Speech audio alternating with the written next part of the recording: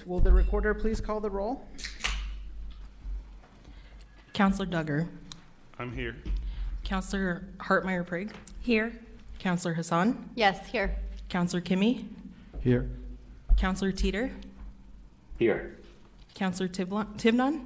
Here. My apologies, sorry. Mayor Beatty. Here. Okay, tonight we have a quick and speedy agenda. We're going to start tonight with the council president election. We do have a proclamation for Korean American Day, and we have some visitors in the audience to receive it. We have a consent agenda, 2 presentations, a reading of a first ordinance, and an executive session that we will be going into tonight. So with that, we're going to start with the election of the council president. So I'm going to open the floor for nominations for council president. 1 council member, including mayor, may make nominations. Just for presidents, the mayor cannot serve as the council president. So for all of you wanting to nominate me, I'm so sorry for that. But otherwise, the council members may nominate anyone they'd like to. And then a nomination does require a second. After each nomination, I'll ask, are there any further nominations? And we'll continue in that manner until all nominations are received. A motion to close nominations may be seconded or voted on, but not required. And a person nominated to the position may decline it if they do not want to do it. So with that, I will take any nominations from the floor. Mayor, Council President. for 1 more minute I would actually like to nominate Counselor Edward Kimmy for council president. Second. It's been moved and seconded by Councilor Duggar. We would vote on that. Is there any other nominations? Now you can move to vote on it. Okay, seeing none, we will move to vote. Will the recorder call the roll? Oh, wait, hold on. Do you accept the nomination? Yes, it will be my honor to accept the I was nomination. going to say, Thank you so much. all of your elders and peers, I please thank you for saying Thank yes. you, We yes. just orchestrated it for you guys to be here tonight. So, all right, with that, will you call the roll? Counselor Duggar. Yes. Counselor Hartmeyer Prigg. Yes. Counselor Hassan. Yes. Counselor, I'm sorry, does Kimmy vote as well? Yes. Counselor Kimmy. Yes. Counselor Teeter. Yes. And Counselor Tibnon. Yes. And Mayor Beatty. Yes. All right. Thank you, Edward, for accepting the nomination.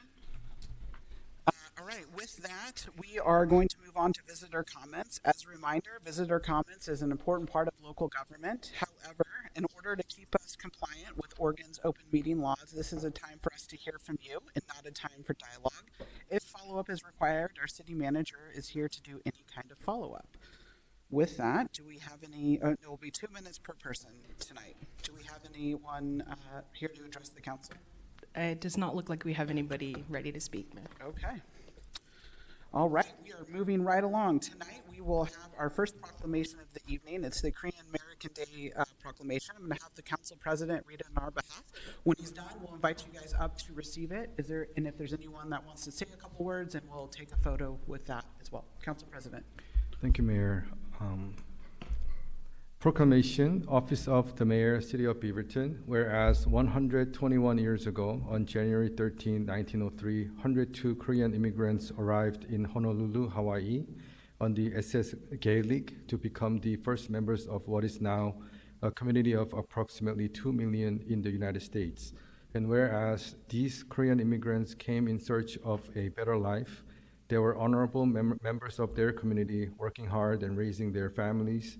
And today our community benefits from the contributions made by Korean American community members to businesses, religious groups, academic communities, and neighborhoods in which they reside. And whereas contributions by Korean Americans include the first successful operation for coronary artery disease, the development of the nectarine, numerous Olympic champions, and as well as countless achievements in academics, the arts, the entertainment industry, government, journalism, and medicine.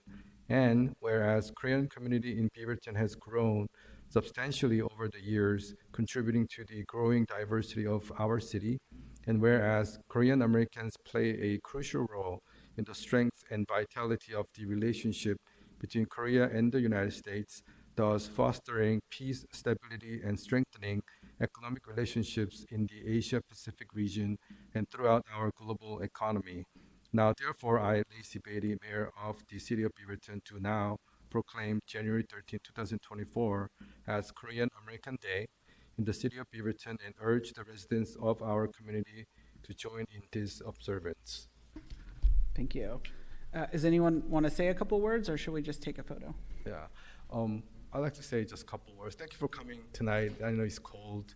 It's Lady Clara. She's wearing hanbok, which is a traditional Korean clothes. I was gonna wear one, except it's really cold. So, but I know Misun Kim last year wore it, and she learned the lesson to not to wear it this year. But I said thank you sincerely for coming out to receive the proclamation. And we want to thank Councillor Kimmy's wife for not letting him leave the house dressed in that.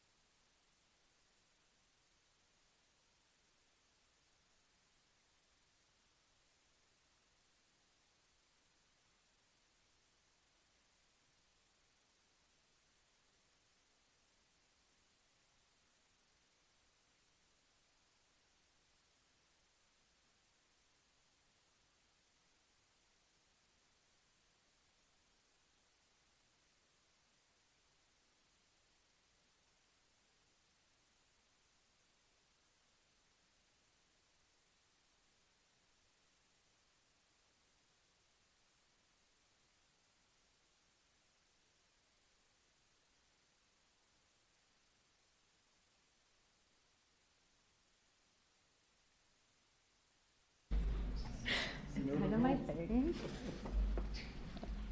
but whatever. I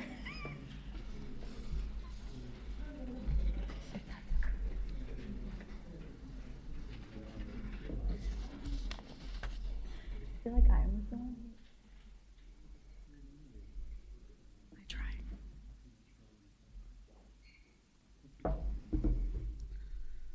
All right. And your first official act, Council President, consent agenda, please. I let them leave first, just in case. Just in case I mess up. Yeah. What do you say? Say go ahead. Okay, I move that we approve the consent agenda. Second. I need to pull something from consent. I'm so sorry. 23246. Is that a good friendly emotion? We're going to vote on it afterwards. Can we just make a new motion? You want to pull from the, yes, you can withdraw the motion if no one objects. Yep. No one objects, so withdraw the motion, start over again, but you're polling. Yep. 23246? Correct. Okay. That should have. I move that we approve the consent agenda except 23246. Second. It's been moved and seconded. Any discussion on tonight's agenda? Okay. With that, will the recorder call the roll? Counselor Duggar, Yes. Counselor Hartmeyer Prigg, Yes. Counselor Hassan, Yes. Counselor Kimmy, Yes. Counselor Teeter, Yes. Counselor Tivnon, Yes. Mayor Beatty. Yes. Okay, I do need to make one adjustment. I know I'm pulling my own consent agenda item for consideration tonight, but we are making a swap with Counselor Hassan from the RDPO to have her take the WWSS seat. And so basically we're switching Counselor Teeter and Counselor Hassan for a Thursday for a Friday meeting. We've corrected it on the paperwork the city manager has, so it's just a technicality that everyone agreed to. So what do we need for the record? I think you have, just as amended, as you described, is sufficient, as long as there's no questions from anyone. Okay, so the motion then, oh, go ahead. Oh, just a clarifying question, and maybe I misunderstood this. Joint Water Commission, do we need the 3 members still? Those are all full 3 members that serve Okay, and attend. Yeah, it's a clarification text on that. okay.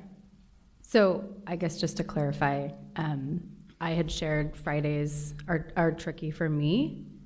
So I guess I just want to make sure that that's known for the record. When the mayor and I had connected, we hadn't gotten into boards and commissions, and context Fridays are kind of like Sundays for the Muslim community. So I'm trying to do a better job of protecting Fridays from about 12 to 2. So I am listed as the Joint Water Commission person, but I probably won't be able to attend some of those meetings.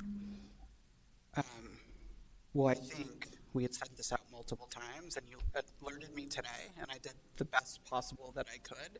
If you'd like us to remove it, asking someone else to pick up that meeting there was no balancing I could do for it. If you had told me when we set the form out that you didn't want to work Fridays, I would have worked through that. So I think we've done the best we could do with a 4-hour notice. Okay, and just to clarify, the ones that I got, those weren't the ones that I requested. So I realized I didn't put that in the notes.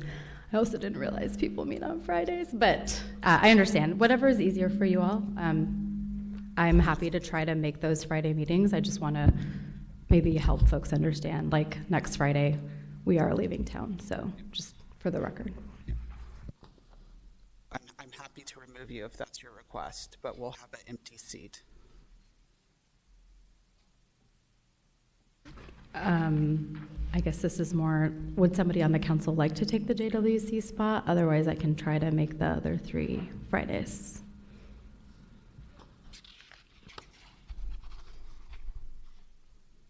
I think I've gone through with everyone on their scheduling, so I'm happy to remove you if that's your request.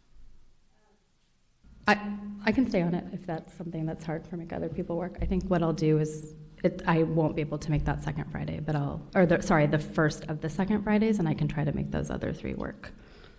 Yeah. They don't meet monthly, and so we'll just have to work with scheduling. And I think if you're going to be absent, I think it'll be your responsibility to find somebody, and we can work from there offline. But I did remove the other one that I was told was your biggest concern, and so we do have a swap for that. Okay. So the motion would be to approve that agenda bill number 23246 as amended. I'll second that motion. I think it needs to be made from the council president. I'll have someone else do it. Oh, my bad. Just for this agenda, the item, Yep, right? you say, Yeah, I I move move the consent agenda 23246 as amended. Yep. Now, Teeter. Second. Okay, second it now. To Teeter. All right. It's been moved by Council President, seconded by Councilor Teeter. Any more discussion on tonight's motion? Okay, seeing none, will the recorder call the roll? Counselor Duggar, Yes. Counselor Hartmeyer-Prey, Yes. Counselor Hassan, Yes. Counselor Kimmy, Yes. Counselor Teeter, Yes. Counselor Tivnon, Yes. Mayor Beatty. Yes. Okay, and so what, we don't have the city recorder here tonight, but there is some follow-up required from the city recorder's office for notification of some of these boards. And so the recorder in the past has done it, so I'm sure there's some information, but if you need anything from me or Jen to help accommodate that, please let us know. Thank you. Okay. All right. With that, we're moving on to our first presentation this evening, Agenda Bill 23254, a Metro Affordable Housing Bond Program with our own staff member, Javier, joined by Victor Sin from Metro. You don't look like Victor. Counselor Gonzalez is raising his hand in attendees.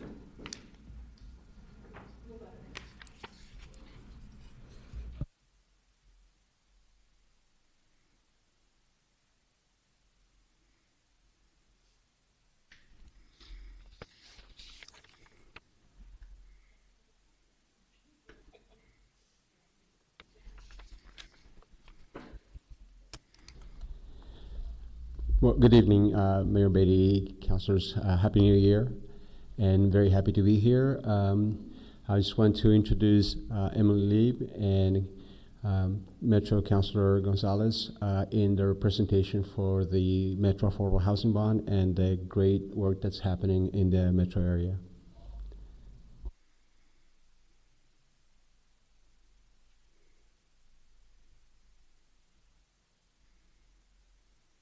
Excellent. Can everyone hear me? We can. Wonderful.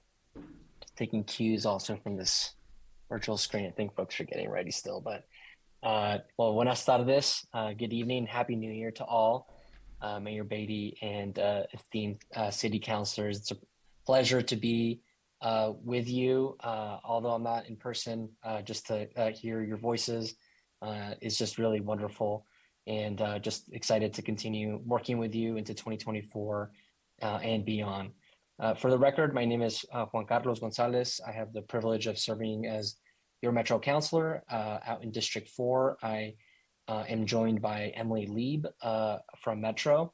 And we'll make sure that Emily will be able to introduce herself when the presentation begins. But I want to make sure I really give a short shout out to Javier as well, your staff, who you know is a superstar and someone that is incredibly respected at the regional level, someone that has really helped the West Side housing authorities from Hillsborough, Beaverton, and the county just deliver housing units that I think at a level that felt unprecedented. It's something that I know you don't need to hear me say, because Beaverton had the first project and has just continued to be wonderful, a wonderful partner to Metro and to the region. So really appreciate that. You know, and for folks watching who don't know, in 2018, voters approved the region-wide housing bond to support creating nearly 4,000 permanently affordable homes. You know, at that time, you know, Metro worked with partners and community members to set the goals for the affordable housing bond. They included building half of the homes with two, three, or four bedrooms, big enough to accommodate families across our region, a very important need, while also reserving 1,600 homes for people with very low incomes, which we translate to being $26,000 per year or less for a family of four. So that's the 30% AMI benchmark, deep affordability that we've set our target for. And also to advance racial equity through workforce diversity, community engagement, affirmative marketing, equitable procurement. I mean, you name it. There are so many different practices that we've deployed in record numbers. And of course, there's a goal of supporting hundreds of units throughout your city as well. 5 years later, we're extremely happy to report that the housing bond has exceeded many of those goals. Early in November, we celebrated an important milestone. Over 1,000 new homes have been built across the region using bond money, and more than 4,500 are in production thanks to the voter-approved measure, helping both strengthen our economy and provide housing to thousands of individuals and families for generations to come. It's incredible to be presenting this milestone because, you know, it just it feels like just yesterday that the bond was beginning to be planned, forecasted, implemented, and now being on the tail end of this project, we're here to share some deeper information. So now I'm going to invite Emily and of course Javier to walk us through the rest of the presentation. But again, just I wish I could be there in person, but I just am so grateful to be able to work with you on housing, and look forward to any of your questions or comments here at the end. Thank you. All right. Good evening, councilors. Again, for the record, I'm Emily Lieb. I'm the Housing Policy Director at Metro. Patricia Rojas, our Housing Director, wanted to join us this evening as well, and she's under the weather and regrets that she couldn't be here. As Councilor Gonzalez mentioned, in 2018, voters passed a historic housing bond that is now on track to create nearly 4,000 permanently affordable homes across our region, more than 4,000 permanently affordable homes throughout our region. While we all know we have more work to do, we're happy to report that we are projected to exceed our goal by more than 700 homes. With your partnership, leadership, and vision, we are on our way to create a community where thousands will have access to safe, stable, and affordable housing. We're doing this together because we can accomplish more for our community than any one of us could have accomplished alone. In 5 years, we've built a remarkable partnership and infrastructure that will keep safe and stable housing for thousands of Oregonians in the region for generations to come. We couldn't do this without the support of leaders like you and our partners across Washington County. We're proud and grateful to do this work with you. And pardon me while I flip multiple slides with my talking points. Thanks to the housing bond, new affordable homes are under construction across our entire region. And part of why we wanted to come and do this round of presentations with our local partners is to give you a picture of what that regional map and regional progress looks like. We have 51 projects currently in the pipeline, including 18 that are under construction and 14 that are open and accepting new residents. Metro delivers the program, as you know, in close partnership with our local implementation partner jurisdictions, which include the cities of Hillsborough, Beaverton, Gresham, and Portland, as well as Clackamas and Washington counties, and Home Forward as the partner for East Multnomah County. The local jurisdictions are responsible for administering funds that are invested in property acquisition and eligible development projects, and some projects are developed and operated by public housing authorities, but the majority are being developed and operated through public-private partnerships. Across the region, these projects have involved hundreds of partners from government, nonprofit, and the business sector, including developers, architects, construction contractors, property managers, resident service providers, providers of wraparound services, and culturally specific organizations. Metro convened a stakeholder process in 2018 that now guides our work throughout implementation.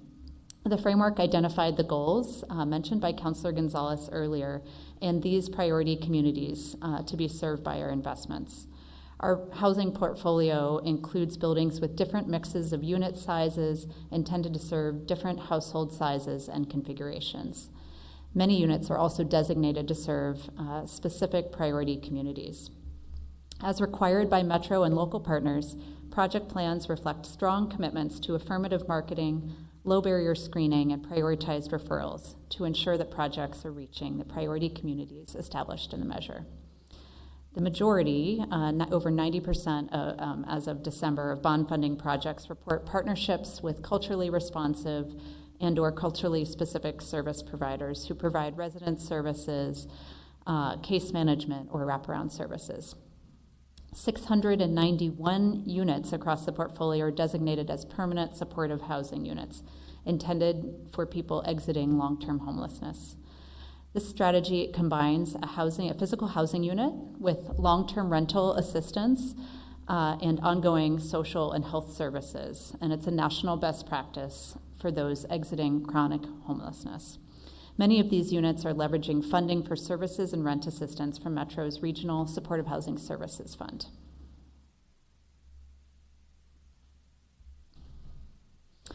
In Washington County, including Beaverton and Hillsborough, so far we've supported a total of 17 projects. And you see on this slide the El Monica project in Beaverton, which is providing multi-generational apartments. We have 4 projects in Beaverton and 13 more across the county.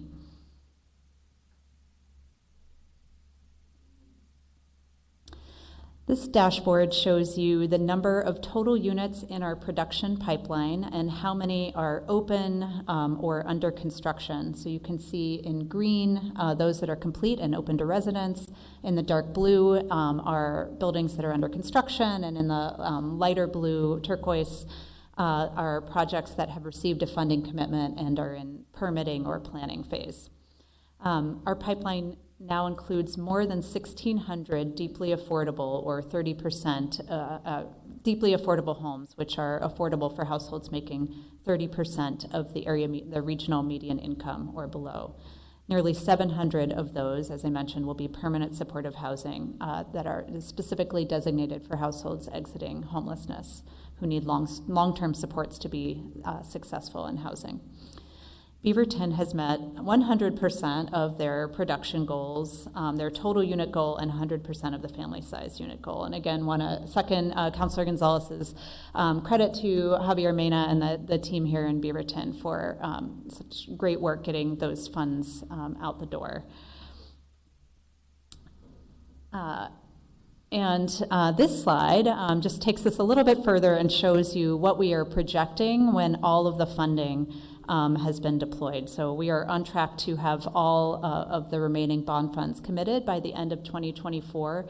And as I mentioned, we're projecting to exceed our goal by at least 700 to 800 units.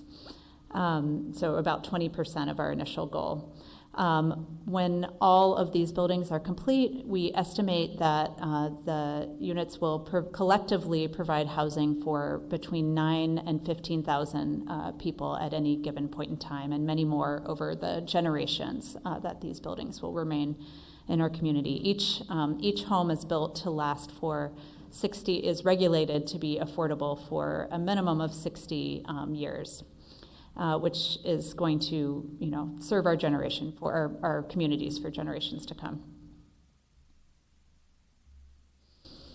So as I mentioned, we are currently on track to have all remaining funds committed by the end of this new year that we just entered. Final projects are expected to break ground by 2026, and then our final projects would wrap up completion by 2028. And this slide is showing you the anticipated timeline for the disbursement of the remaining funds and kind of the ramp up period from 2018 where we ramped up. It's showing you that kind of disbursement of funds, which is essentially when projects start construction in the green. So you can see the ramp up between 2019 and 2020. Where we are kind of at full speed in terms of dispersing about $130 million a year toward projects that are starting construction. And that's pretty level for 23, 24, and 25. And then we expect it to ramp down as the final projects break ground. An affordable housing construction project typically takes anywhere from 39 to 47 months, starting from the earliest phase of a funding solicitation to select a project through pre-development, construction, and then the leasing of the property to residents. So it does take time to do this work, but we expect to have all of these buildings complete by 2028. Let's see. Providing good use of funds is a core guiding principle of the Affordable Housing Bond, and this is an investment portfolio that represents over $2 billion in investments across our region currently, and more to come. Of which about 23% or 513 million, when all the funds are spent, we're estimating over 2.2 billion, of which about 23% or 513 million is affordable housing bond funding, and over 1 billion is expected to be leveraged from other sources. We are estimating that this is leading to the creation of over 3,200 construction-related jobs alone, not to mention the many more economic benefits and jobs created through these investments. We also work with property managers, service partners, and while we don't have those broader economic impact numbers, we know that they are significant. Throughout the life of the Affordable Housing Bond, Metro and our partners across the region have partnered with a range of organizations, including 17 culturally specific organizations, 25 different housing developers, 37 service partners, 10 general contractors, and 15 project managers, just to give you a sense of the ecosystem of partners that are supporting this work across the region. For our first 9 projects to reach completion, we're happy to report that 17% of construction contract funds were paid to COBID-certified minority, women, or emerging small businesses. COBID is the certification office for business inclusion and diversity that is run by the state of Oregon. So 17% of dollars spent on the first 9 projects went to certified firms, and we'll show a little more data about that. That is just a subset of over the 50 projects that are in the pipeline. So that number will continue to shift, but we are making good progress in that goal. And I should also note that here in Beaverton, the Mary Ann, which has submitted this data, significantly exceeded that average with 23 to 24% of construction dollars going to COBID-certified firms. So great job, Beaverton.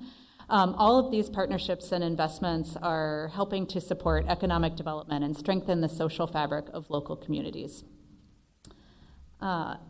And so just a little more detail on those equitable contracting figures. The bonds, you can see that we have a regional goal to exceed at least 20% of construction contract funding to certified minority or women-owned or emerging small businesses.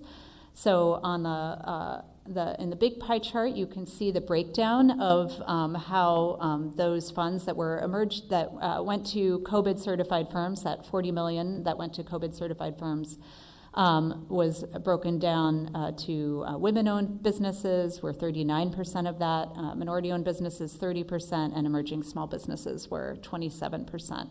And overlapping with those 3 categories were veteran-owned businesses. And then in the second chart, you can see a further breakdown of the minority-owned contractors, where we have over 50% of those were Latine firms, 21% Black or African American, 17% Asian Pacific Islander, and 10% unknown. And that concludes my presentation for today. I'm happy to take any questions. I know Councilor Gonzalez is still here, and then Javier, I'm sure, can help with any more specific questions about Beaverton's. Awesome. Thank you for your presentation. As a reminder to council, this is a presentation, so try to keep the policy stuff to a minimum. This is an update to us. Councilor Hartmeyer-Prick. I was only council president because it was easier to say. I know. I want you to drop one of your names, but apparently you won't. Thank you so much for the work in the presentation. Oh, sorry, John. I snuck in right before you, I guess. I had a question on the COBID certification, knowing that the goal is 20%, but we're at about 17%. Do we expect to hit the 20 by the completion of the spend? Yeah, so last year we were at 23% because of the handful of projects we had at that time. I think that we'll see that fluctuate. Unfortunately, we don't get the data until after construction's complete, but from the reports we get from all 7 of our local partners, we expect to be on track to exceed the 20% goal. Thank you. Councilor Duggar. Yeah, I know that that within the COBID standard does not include disabled-owned companies in Oregon, at least. However, in the industry, it is generally accepted that that's a class of folks that need investment and need help. I was wondering if has there been any thought given to inclusion of folks with disabilities in the construction and maintenance of these properties?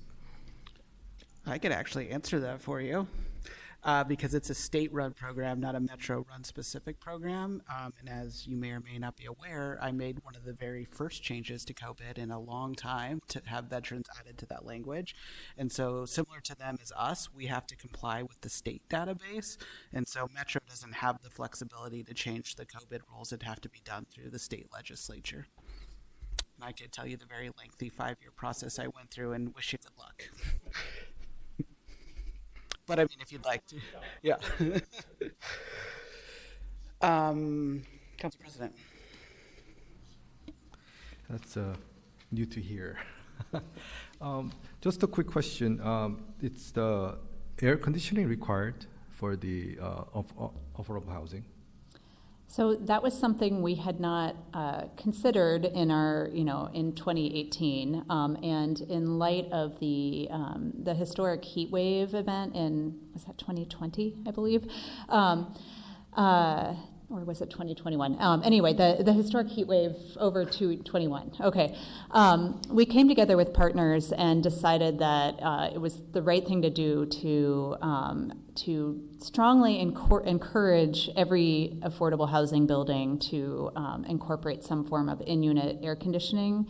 And Metro was able to identify some additional funding through interest earnings on the bond to support upgrades as needed. So every jurisdiction got some additional funds to support air conditioning where it hadn't already been planned for in the building. Gwen and I were actually at the Marianne when they were delivered. So they were in a room and we were giving tours. And so that was part of they did pull the money for at least our Marianne project. And so what they did was have the window ones, the nicer ones, but had them all delivered on site. We just happened to be there when it was happening. Wow, it's wonderful to see and hear that, because when it was really hot, I saw the Marianne, they're all opening up windows. So I was wondering, they don't have air conditioning, but I'm glad to see that you're retrofitting and going back and trying to deliver. So it's just wonderful to see. We met 100% of our goal for Beaverton. That's what I heard. Thank you, Councilor Kim. Yes, we are on track to meeting those goals. We have one project that has been built, which is the Marianne, and opened in 2021. We have one project in construction in South Cooper Mountain, which will open up in 2025. And then we have two projects in pre-development. We hope that one of them breaks ground later this year, and the other one will break ground the year after. And with all those units, we will exceed all the goals that were established. Okay. Thank you, Javier, and everybody for the city and Metro diligently working on this and deliver for Beaverton. Thank you. And the county used some of their funding to do a project in South Cooper Mountain as well that wasn't credited to Beaverton, but it, we get to take credit for it. Councilor Tiffin. I don't have a question, just a couple of comments. I was at a holiday party a few weeks ago with another policy wonk talking about this, and just the current state of things in Oregon. There's some tax fatigue being felt. This has got to be shouted from the rooftops. This is one of the most excellent uses of public funds I've ever seen. It was a huge undertaking back when it was passed. And from folks at the city and at Metro, regional partners, all of the different construction companies and developers and affordable housing specialized consulting firms, it's absolutely remarkable that it even hit 100%, given the complexities of this and the fact that we went through COVID not too long after it started, with the long lead times, supply chain issues, trying to just get the work to keep going without people calling in sick or getting each other sick. It's just, I think that every single media outlet should have this on their front pages or covering it in the prime time. So thank you very, very much for all of the work on this. I know we're not done, but all signs are pointing to this being a huge success. Awesome. Thank you so much. It's not very often we actually get to see things through to completion. So when I was on the council, I worked on this bond quite heavily and debated Andy Dyke, the then county chair, over why we should pass this. And I think the then mayor didn't want to debate him for a lot of reasons, so he stuck me out there as a sacrificial lamb. But all to say that it has been a long journey and a long process, and oftentimes when we sit up here, we don't get to see the work that we're doing come to completion. This is a rarity for an elected board to see something go from voter approved to doors open and people living in the housing. So kudos to our team for pushing this always in the forefront, keeping us in there. And just a reminder that Beaverton has a very unsavory statistic of the highest amount of unhoused teens in the state. And as you're looking where to put excess funds, we have demonstrated quite well that we're able to put this money to good use. And so if you're looking for another win, Councilor Gonzalez, with some great partners, Beaverton would be a good place to put some of those investments in housing some of our homeless teenagers. So I will leave you with that this evening. Thank you so much. Thank you, Mayor. Thank you, councilors. It was a tremendous pleasure, and thank you for the comments, and look forward to the future anyway. Emily or Javier, if there's anything else you want to share, please. Thank you. All right. Thank you so much. Thank you for your support. Yeah, thank you so much. It's a pleasure and honor to be able to present the outcome to you. Awesome. Thank you so much. All right. Our next presentation of the evening is Agenda Bill 23255, Supportive Housing Services Update. We got our Assistant City Manager, Cia Lindstrom, here with us tonight with some of her peers and posse from the county. So please introduce your friends, and the floor is yours.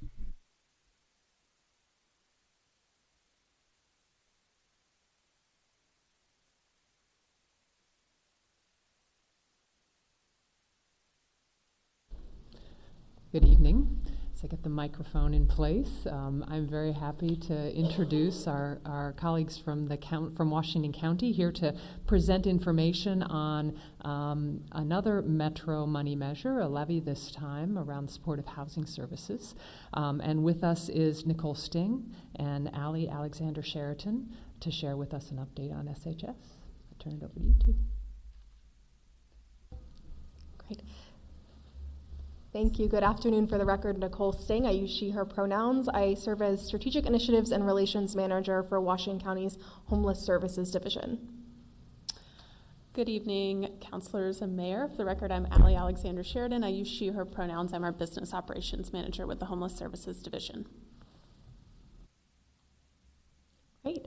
All right, well, with that, I'm happy to kick it off. I would say it's kismet that we're following Metro today, but I believe it's probably better staff planning than fate. We're really excited to be able to share what is good news and what is work in progress and opportunities ahead as it relates to the supportive housing services measure.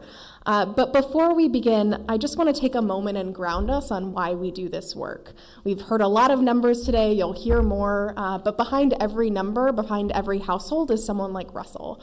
Russell has experienced unsheltered homelessness in Oregon for 8 years. That's 8 years in the cold, 8 years in the heat, and 8 years without a place to get dry from the rain.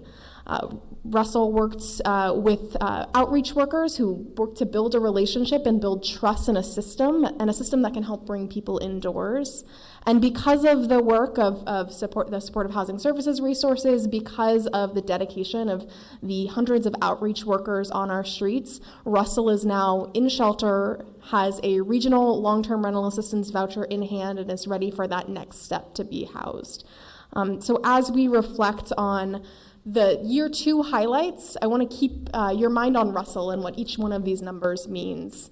You'll see on the slide here, there's a lot of exciting metrics to point to, and I want to just pull out maybe a few of them, some of those success stories. First, housing placements. We think of getting Russell into a house. That's over 1,300 individuals that were housed during program year 2. And that's a total of over 2,500 individuals that were served. On top of that, in program year 2, we doubled shelter bed capacity in our county. Let me say that again. We doubled shelter bed capacity. I'd like to also put that in the headlines and make sure folks understand that. It is incredible work to see. The county has made great progress, and that is because of the voter-approved supportive housing services resources. And we'll talk more about that work in action. But before we do, I want to again contextualize these goals and these numbers. We set ambitious goals, we set attainable goals, but sometimes that means when you're setting ambitious goals, you're not going to meet every one. So I'll call out rapid rehousing as the goal that we're working on now. Unit access has been an issue. I'll talk more about that later on. But there are stories of success where we're exceeding our goals. And one of those is related to housing case management services, permanent supportive housing. This is a goal that actually in year 1 we set and we didn't meet. So we've been doing some strategic work to align more partners and increase those placements, and we're seeing the results of that and exceeding our program year 2 goals. We also were proud to keep folks in their homes. We know the most effective cost intervention for homelessness is avoiding it in the first place, and we're incredibly grateful to avoid not only that cost to our system, but also the emotional and real traumatic costs to households that experience homelessness.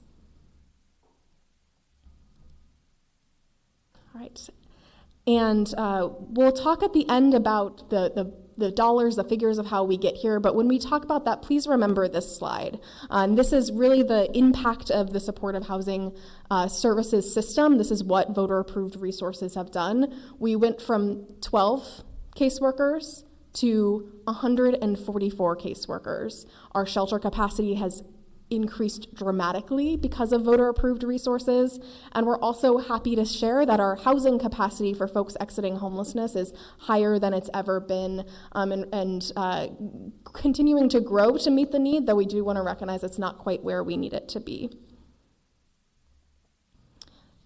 And as we look kind of individually at each of the programs and opportunities we have, I mentioned we doubled shelter bed capacity. That includes the incredibly exciting opportunity to break ground on the year-round Beaverton shelter. Was glad to see a lot of you there celebrating that really important work. We're also standing up more pod shelters. So you'll see a Cornelius shelter bed there on the screen. We have a few that will be, a few that opened in Hillsborough recently, and in Aloha, just outside of the Beaverton city limits. We'll have another pod shelter opening in February.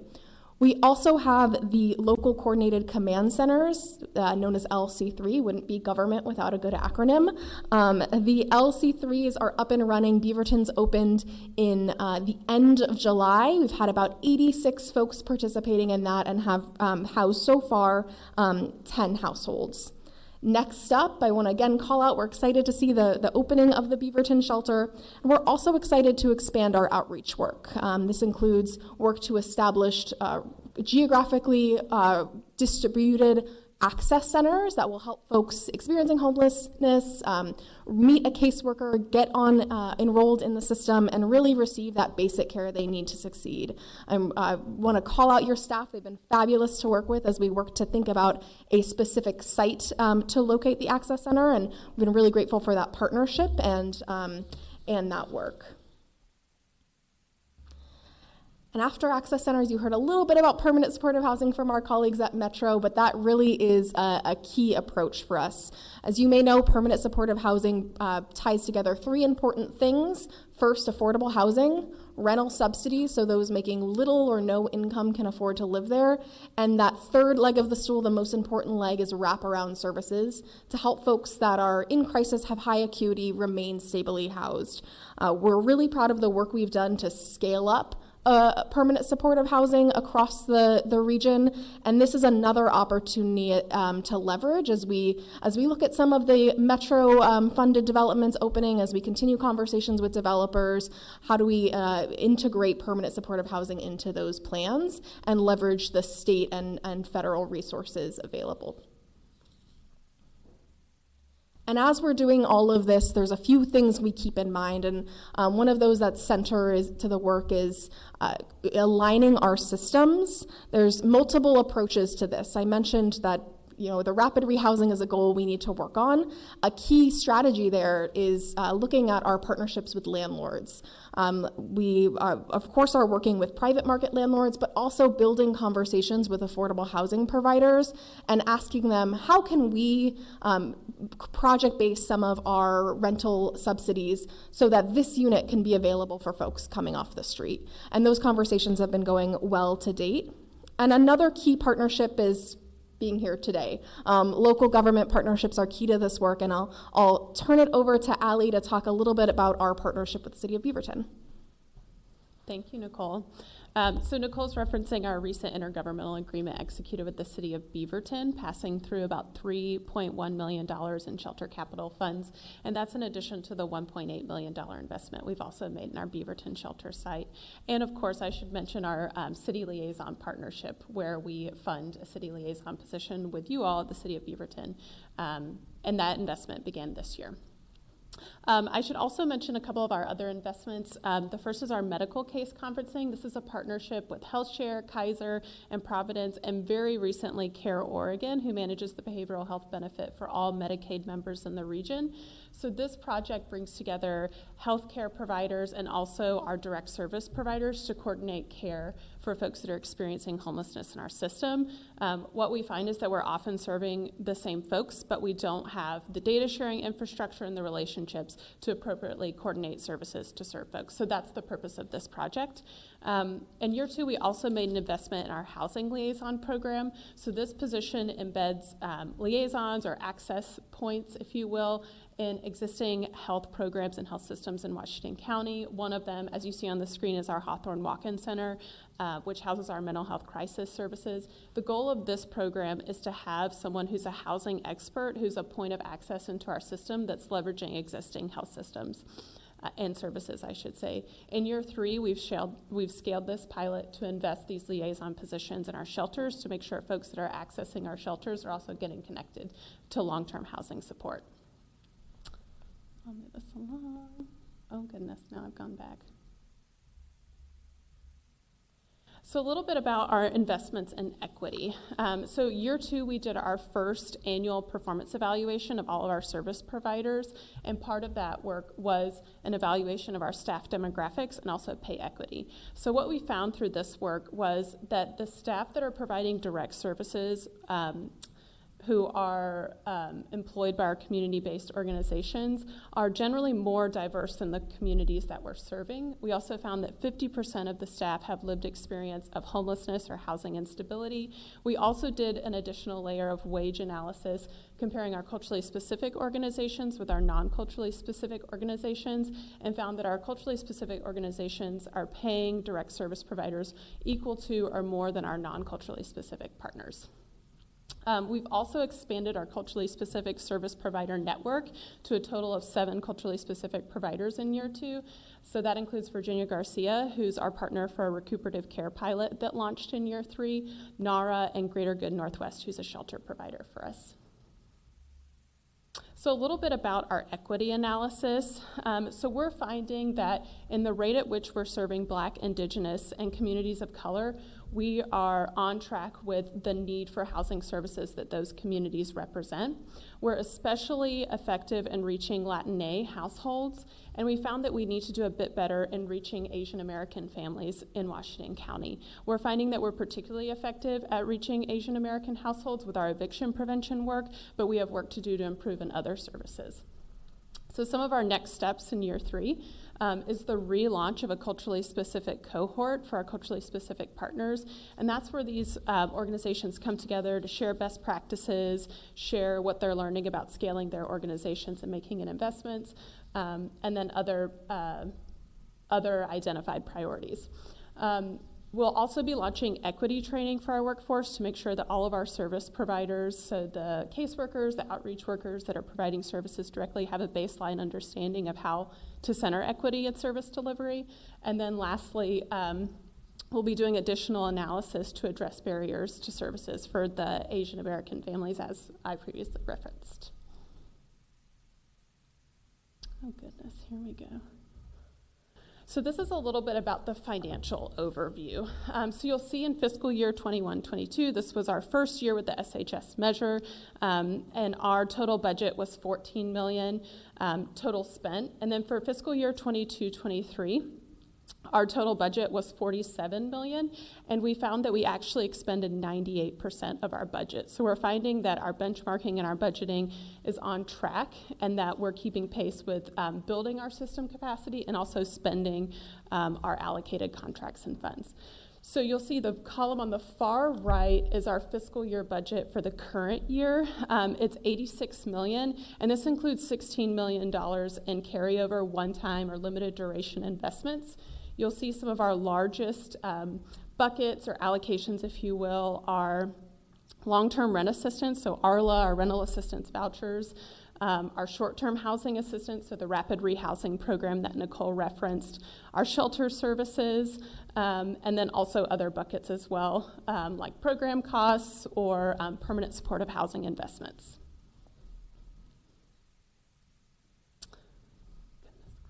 hear me good. So for year 3, we're also focusing on quality improvement. So we're expanding our evaluation and monitoring. I mentioned the launch of our annual program evaluation project in year 2. So we're expanding that, and we're also introducing annual monitoring of all of our service providers and services provided.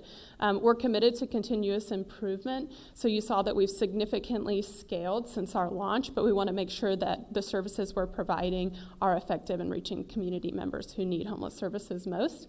I mentioned PSH, so PSH, or Permanent Supportive Housing, I should say, sorry, acronyms. So permanent supportive housing is also an area where we're scaling up programs, and we're also looking to make sure we're sustaining these investments.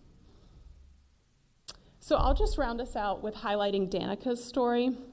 So Danica started her career as a case manager, connecting shelter guests actually in Tacoma, Washington with housing. And now Danica is a resident services coordinator at Heartwood Commons, where she works with our behavioral health specialists on site and case managers to help deploy resources and services to Heartwood Commons.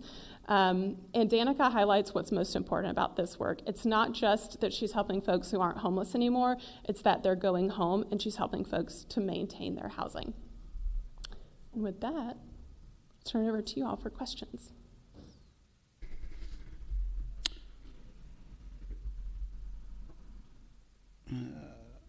Councillor Hassan.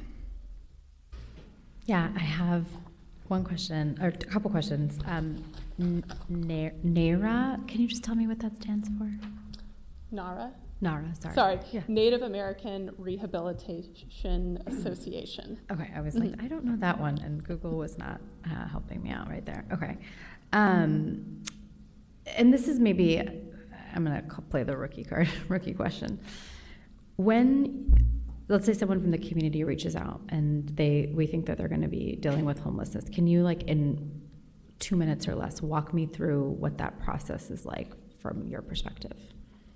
I'm happy to start that one off, and it's a great question, Counselor. There's a few different answers because there's no one approach. First and foremost, if someone's experiencing homelessness, they're hopefully calling 211 to be guided to assistance, to outreach workers. Perhaps they're meeting an outreach worker on the street. The first thing that happens is a series of intake questions. Now, those are mostly mandated by Housing and Urban Development. They're HUD standards for the Homeless Information Management or Homeless Information System, HMIS. So that HMIS intake is really important. It helps determine kind of a score for how folks are prioritized to receive a shelter bed. We have a very high shelter utilization rate, but it's also important. Some are held back for folks in an immediate crisis that must get out of the streets. So that intake is conducted once someone accesses shelter. They're put in contact with a housing case manager, and then are potentially looking for what programs are open and accepting applications, what can we get through the process, and then how do we get to housing. Being a little vague here because, again, it really varies person by person, but it starts with that intake and processing into the HMIS system. Then there's scores and priority basis to help folks reach both into permanent housing and shelter. Okay, thanks.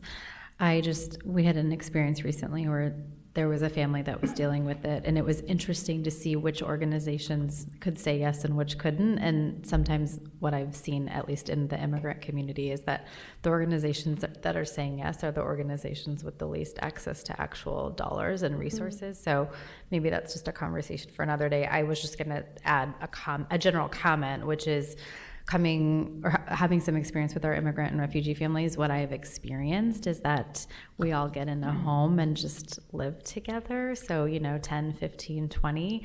We're actually headed to a 3-bedroom, and there's like 20 of us. That's not going to fit. This is a vacation. But just sharing that, because that is very commonplace in some of our communities.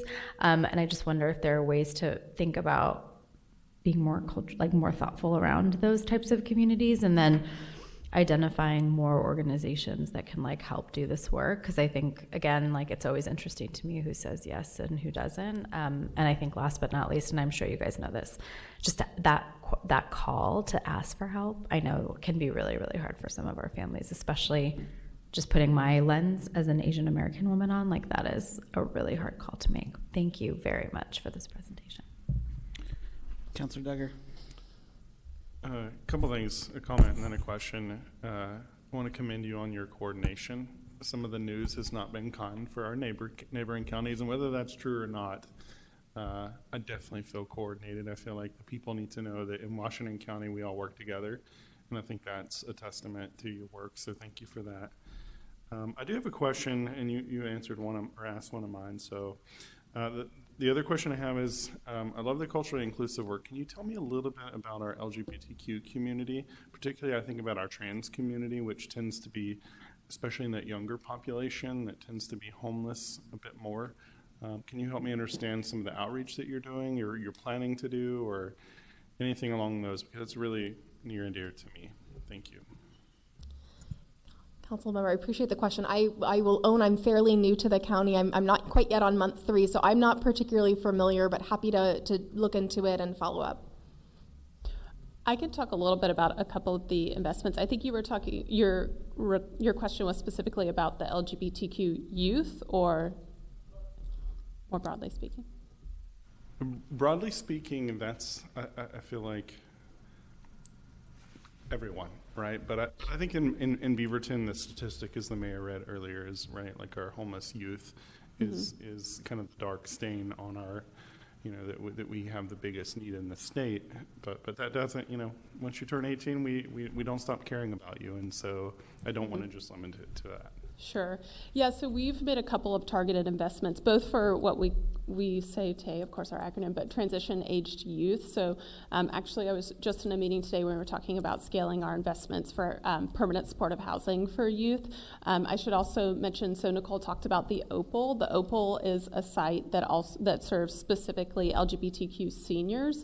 And we didn't talk about it today, but we have a workforce pilot. It's called Housing Careers, that focuses on recruiting folks with lived experience of homelessness who also identify as LGBTQ+, and we place them in an internship with our service providers to help build skills to eventually be a service provider and establish themselves with a career with our community-based organizations. Is it possible to have someone send me this stuff? Can I request that? Yeah. Sure. Because that would be, I would love to evangelize that on your behalf. Like those are fantastic programs, so thank you for that. Sure. I think Sia could track that down for you and have it sent out. Councilor Tivnon. Thank you. I have a couple of questions. The first one is going back to the medical case conferencing, which I got very excited when I heard that, if I heard it correctly. So I just want to make sure that's the case.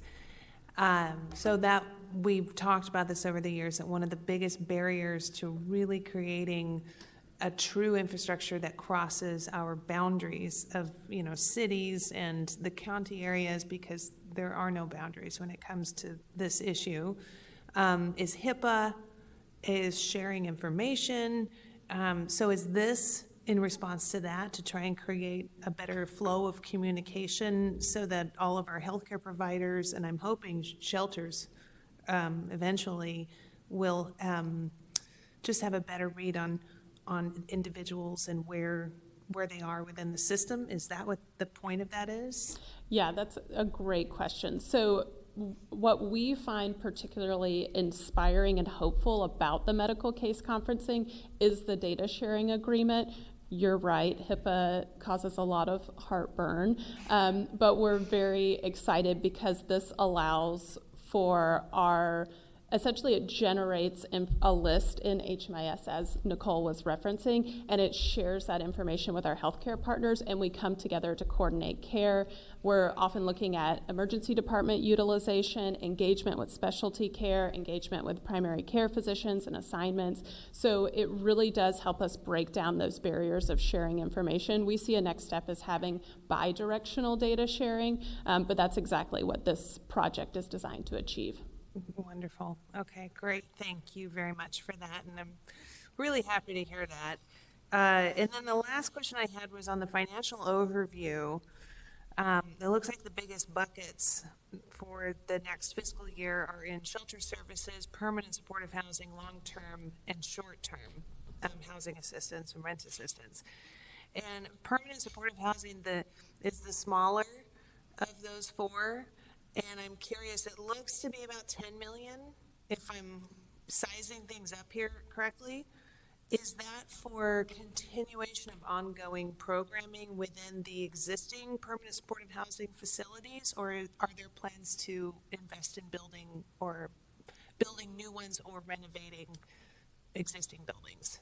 So that or I keep calling it permanent supportive housing bucket that you see there is just services. So when you think about the service providers providing on-site services or scattered site services, that's what's in that bucket. So the rental subsidies and are sort of broken down across other buckets. We could provide further information, but just to say that may artificially underinflate our investment in permanent supportive housing, and that's really just one service bucket. Got it. Okay, great. Thank you for that. Welcome. Council President. Thank you for all your services. Can you tell me about funding? I think I heard you say we have almost used up all the funding. That worries me. Because I'm worried about, like, we created all these services. How long does the funding last? And just explain to me about the funding and how it's going to work for the future. Sure, yeah. I can confirm we have not used all of our funding, so apologies for the confusion. I think my comment was likely in regard to our spend down rate for our 22-23 fiscal year budget, where we expended 98% of our budget there. You see our current budget year, we have a budget of $86 million. We actually anticipate that with the updated revenue projection from Metro, that we'll need a budget amendment next month as we continue to scale our investments. So we have not reached our ceiling yet, but we are very mindful of building a system that's both sustainable and being really strategic about our one-time investments. And Ali, if I could add to that, an example of those one-time investments is the Access Center notice of funding offering that we'll be putting out. That is, will include some operating funds that will be built into program years budgets to continue, and capital investments to make modifications, renovate, or acquire a facility or a site for an Access Center. Okay, thank you so much. That keeps me at ease a little bit. You mentioned about you had work to do for reaching out Asian American communities. And what are the specific actions or you plan to take? Because we have an equity officer for our city, which knows our city really well. So what are your plans to reaching out to Asian American communities? Because their needs are maybe a little different than others. Absolutely. I'm happy to start answering that question, and would also offer any learnings that you all have to share. First and foremost, we're staffing the work. So I posted a position over the weekend. We have a homeless services equity coordinator that the county will be bringing on to help us tackle issues exactly like this, because as we know, the Asian American community is is not a monolithic community. There's a lot of different communities and subcommunities within that broader categorization. So what this position will do is dig into the data, help us disaggregate it, find out what populations and what communities are we not reaching, and help us build relationships with culturally specific providers and others to help bridge those connections. So we have a lot of work left to do. We're early on in the process, but as someone who's been a government employee for quite a while, I can tell you staffing it is the first step to getting any kind of outcome. So we're excited to bring someone on board. Thank you so much. I have more, but then next time. Councilor Hartmeyer-Prig. Thank you. My question was a follow-up on the access centers. So when we were all having to go through our ordinance about, I really don't like the term camping because that implies something enjoyable, but our camping ordinance, we talked a lot about, there's the daytime where someone can't be in the right of way. And we were talking a lot about how do we provide a place to go. And so we've seen a lot more people end up like at our shelter during the day. But I'm curious, with the Access Center, is that something that's meant to give someone somewhere to go, somewhere that their things may be safe during the day? That's exactly right. I also see Sia eager to jump in. Sure. And I just want to follow up a little bit on that, because the Access Center is a model that will help us with 3115 implementation, because it does provide an entry to services for those who are not entering our shelter system for whatever reason, for whatever barriers they're facing. So we do see this as a complement to the work that we're doing around 3115. Yeah. Anything else you all want to add on that? I think just a quick follow-up then is, you mentioned we're looking for a place. What is the progress on finding something in Beaverton? We're doing the awkward dance here because we've been working quite in partnership, and your city staff have been leading the work with a service provider. So We're going to be bringing you a more in-depth briefing on this next month. The short story, I think, right now is that siting is often one of the biggest challenges. So we're grateful to Washington County that they're putting out this notice of funding opportunity. We anticipate that our nonprofit partners are going to be very interested in that, and we want to be a strong partner with them as we help them locate a site that will work for them and for everyone here. I'm sure that space, given our sub 2% commercial vacancy rate, is very challenging, that it's likely siting is going to be our biggest hurdle here. Thank you so much for joining us this evening. I will say my first 2 years as the mayor, I felt like there wasn't a day that went by that the mayors were calling each other complaining about SHS funding getting out, and because we are the level of government of last resort, and we see so much of what's happening on the ground. I'd happy to say I had a conversation about SHS today, but it was probably the first time in a month. And so that to me is a good sign that we're moving in a good direction, that I'm able to focus my energy into other places and not just on this. And I know that we had to build a program relatively quickly, figure out how we were going to get money out the door. Beaverton has been a recipient of a lot of these funds, thanks largely to Sia joining our team and shaking the tree down for us between our shelter and hopefully day center and other things that we're doing to create. I just want to say kudos for sticking out the long work. There's still a lot of work ahead of us, and I had the opposite problem because the Metro reporting is saying there's more money coming in, not less, and so we are a good place to put some of this excess funds. We have demonstrably demonstrated that we can do this work, so please think Beaverton first. We appreciate you guys. Thank you. Have a good evening. Thanks for joining us tonight. Thank you. All right, we are moving quite along. Just so we're at, we're going to have our first ordinance reading, council new business. We're going to move into executive session. And then if there's any action out of executive session, we'll have to come back in and do that. But where we are right now is on January 16th, 2024. During the regularly scheduled city council meeting, a public hearing will be held regarding an ordinance amending the zoning map for 8 parcels at 1790-18374 West Baseline Road, LU 32023-00192, Panex Mixing Use Development, ZMA 32023-0019. Okay, with that, with council new business, I do have one for us to start with this evening, maybe-ish new business. City manager, I'd like us to have you come back with a report on emergency management. You know, over the weekend, Japan experienced a huge earthquake. Last month, Hawaii was hit with a devastating wildfire. During the budget process, the council allocated money to bolster the emergency management program that 6 months in still hasn't been spent. I know our emergency manager's gone. Our last staffer is leaving today. And so I think for the council perspective, we need to understand what your long-term plan is for emergency management and where we are and how we're going to fill those positions. Not a problem. Council, where are we? Sorry, sometimes this moves on me. Councilor Hassan?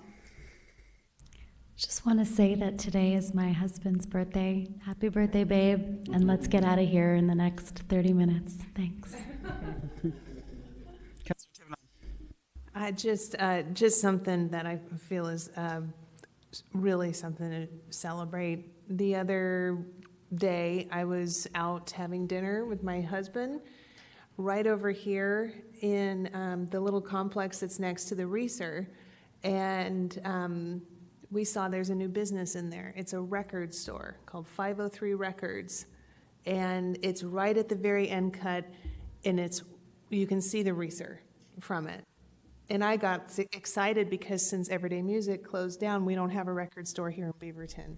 So that alone is really exciting. And there was a this packet of poems and stories that were recently put out of writers and artists from Beaverton talking about Beaverton. And I remember one of the poems lamenting the fact that we don't have a record store. So one, we have a record store again, which is really cool.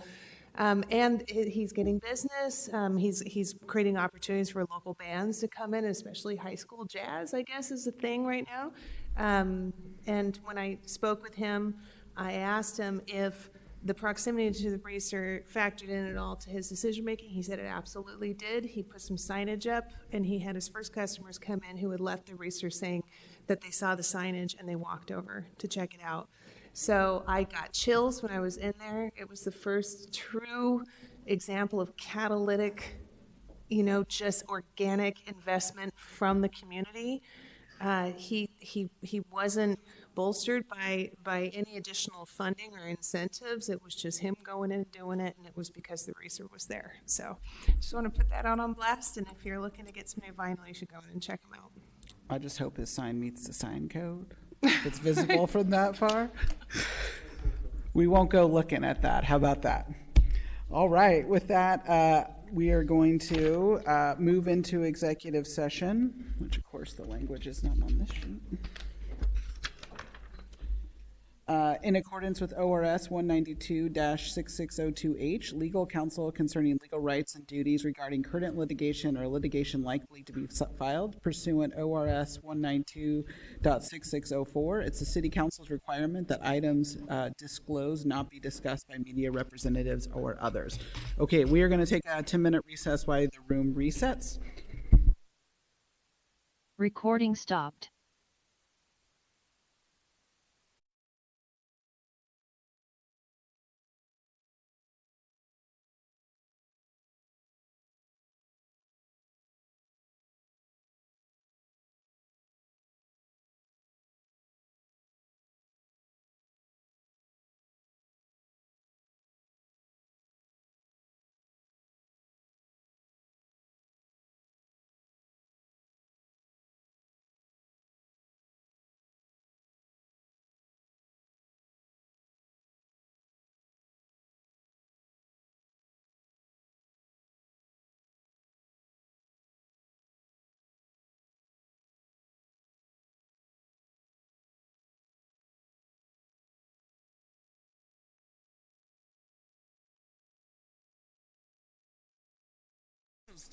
Thank you.